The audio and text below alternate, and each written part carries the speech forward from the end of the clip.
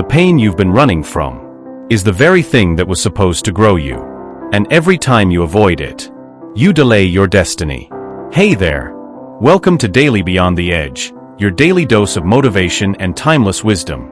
Before we dive in, make sure to subscribe and turn on notifications so you never miss a breakthrough. Now let's get into it. Let me ask you something honest. What are you avoiding right now? That hard conversation you keep putting off.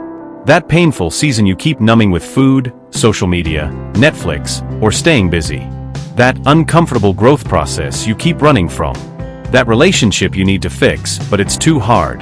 That dream you need to pursue, but the fear is too real. That wound you need to heal, but opening it hurts too much. We are experts at avoiding pain.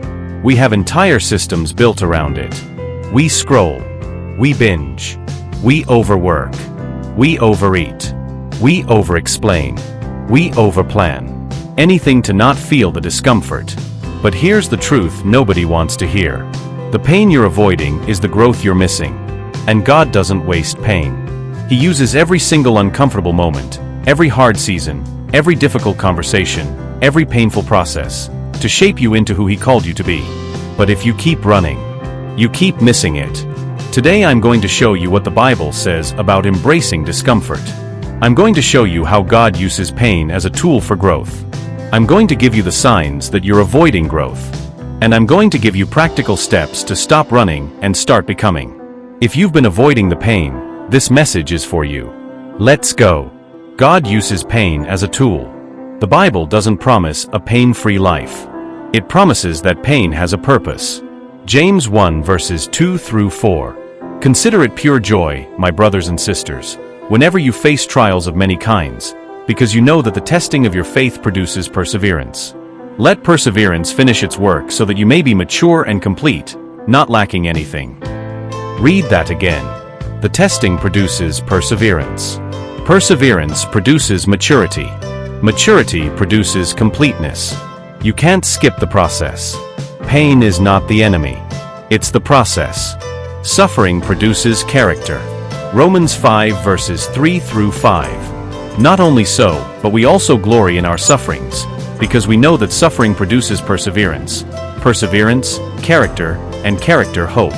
And hope does not put us to shame, because God's love has been poured out into our hearts through the Holy Spirit, who has been given to us. Suffering produces perseverance. Perseverance produces character. Character produces hope. You can't manufacture character without the fire. Gold doesn't become valuable by sitting in a comfortable box. It goes through fire. And so do you. God disciplines those He loves. Hebrews 12 verses 10 through 11. God disciplines us for our good, in order that we may share in His holiness. No discipline seems pleasant at the time, but painful. Later on, however, it produces a harvest of righteousness and peace for those who have been trained by it. No discipline feels good in the moment, but it produces a harvest. The key word is trained.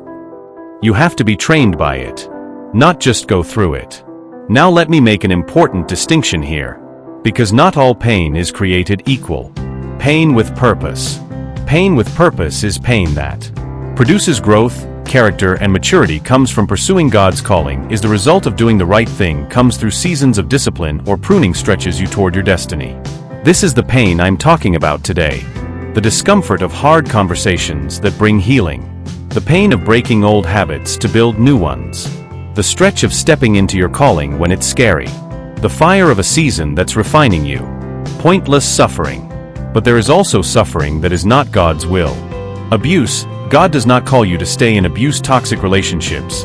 God doesn't want you destroyed by others' self-inflicted harm. This is not growth, unnecessary trauma. Not every hard thing is God's design. The difference is this. Pain with purpose produces fruit. Pointless suffering produces only damage. If your pain is producing growth, character, and fruit, lean into it. If your pain is producing only destruction, that's something to address with wisdom, prayer, and counsel.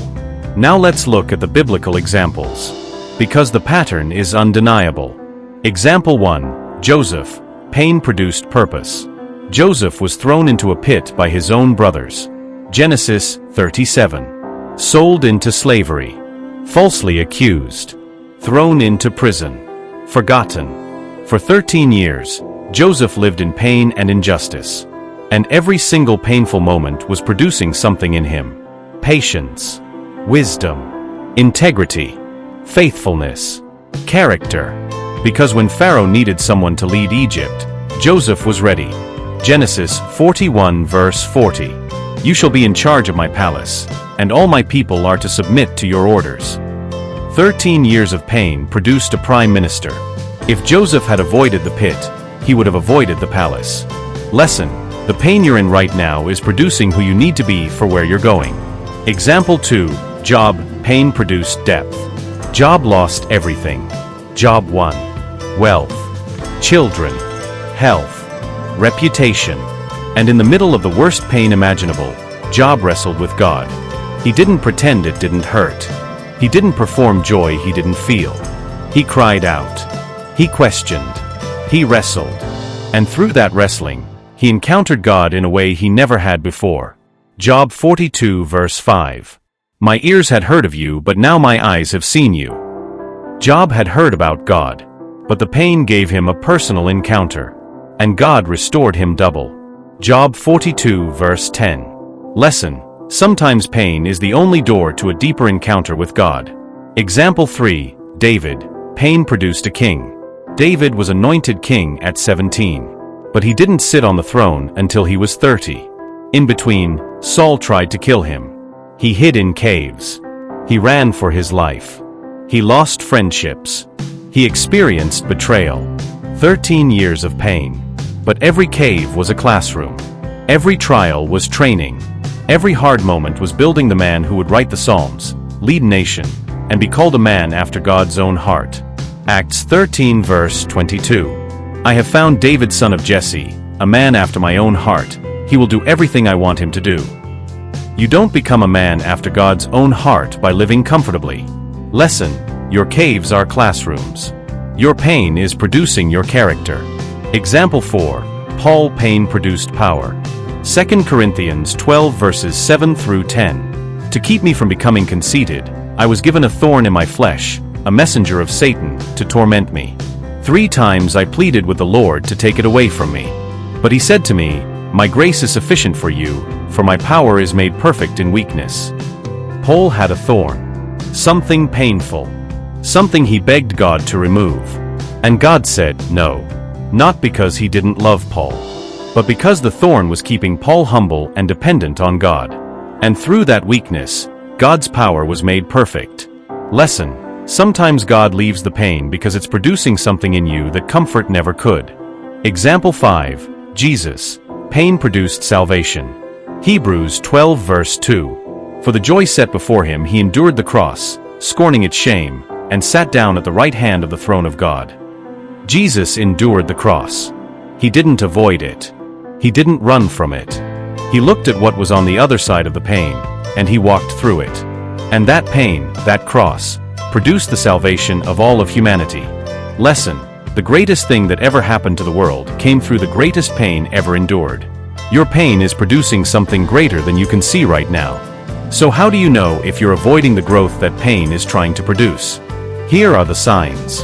Sign 1. You keep having the same conversations, the same arguments, the same cycles, the same problems, because you're not willing to do the uncomfortable work of addressing the root. Sign 2. You numb instead of feel food. Social media, alcohol, entertainment, busyness, anything to not sit with the discomfort. Sign 3. You blame others for your pain if everyone else is always the problem. You're avoiding the growth of self-reflection. Sign 4. You quit when things get hard. New habits, new relationships, new businesses, new churches. The moment discomfort shows up, you leave. But you take yourself with you everywhere you go. Sign 5. You're the same person you were 2 years ago. Growth produces change. If nothing has changed, you've been avoiding the process.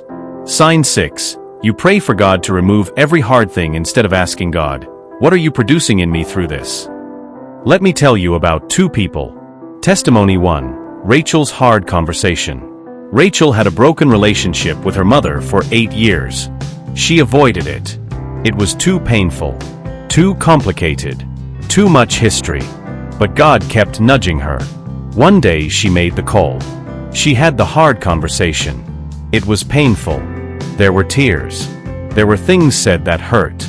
But on the other side of that conversation, healing began. Today Rachel and her mother have the closest relationship they've ever had. 8 years of avoided pain. One conversation changed everything. Lesson: the conversation you're avoiding is the healing you're delaying. Testimony 2. Marcus and the business failure. Marcus started a business. It failed. And the pain of that failure was so intense, he quit. He went back to a job he hated. He stopped dreaming. For 3 years he avoided the pain of trying again. But a mentor sat him down and said, "Marcus, the failure didn't disqualify you. It equipped you. The lessons in that failure are worth more than any business school, but you have to be willing to face them." Marcus faced the pain. He studied what went wrong. He learned. He grew. He started again. And his second business succeeded. Lesson: the failure you're running from is the education you need for your next level. All right. So how do you actually stop avoiding pain and start embracing the growth? Step 1. Reframe pain as a process. Stop asking, "Why is this happening to me?" Start asking, "What is this producing in me?" James 1 verse 2. Consider it pure joy when you face trials. That's a reframe. Joy doesn't mean happiness. It means perspective. Step 2. Sit with the discomfort. Stop numbing. Stop running. Stop distracting. Give yourself 10 minutes a day to sit with what hurts. Journal it. Pray through it. Process it. Step 3. Have the hard conversation. You know the one. It's been on your mind this whole video. Make the call. Send the message. Schedule the meeting. The longer you wait, the harder it gets. Step 4. Get a coach, therapist, or mentor. You don't have to face your pain alone. A trusted guide can help you process what you're going through. Proverbs 11 verse 14. Where there is no guidance, a people falls, but in an abundance of counselors there is safety. Step 5. Celebrate small growth. Every time you face discomfort, and don't run, celebrate. You're building a new muscle. And muscles grow through resistance. Step 6. Anchor in God's purpose for the pain. Romans 8 verse 28. And we know that in all things God works for the good of those who love Him, who have been called according to His purpose. All things. Including the pain. Including the discomfort. Including the hard season. Anchor in that truth every single day. Let me leave you with this. The pain you're avoiding is the growth you're missing. And every day you run from it is another day you stay exactly where you are. But every day you face it is a day you become who God called you to be. Joseph didn't avoid the pit, and he became a prime minister. David didn't avoid the caves, and he became a king. Paul didn't avoid the thorn, and God's power was perfected in him. Jesus didn't avoid the cross, and the world was saved. Your pain has a purpose. Your discomfort is producing something. Your hard season is building something. Stop running. Start growing. Hebrews 12 verse 11. No discipline seems pleasant at the time, but painful. Later on, however, it produces a harvest of righteousness and peace for those who have been trained by it. The harvest is coming, but you have to be trained by the process. The next part is already up. Go watch it. And if this message hit you, drop a comment below. Share it with someone who's been running from their growth. You've got this. Let's go. Welcome to Daily Beyond the Edge, your daily dose of motivation and timeless wisdom. Subscribe and turn on notifications so you never miss a breakthrough. What's one limit you're pushing past today? Drop it in the comments. See you tomorrow. Rise beyond the ordinary.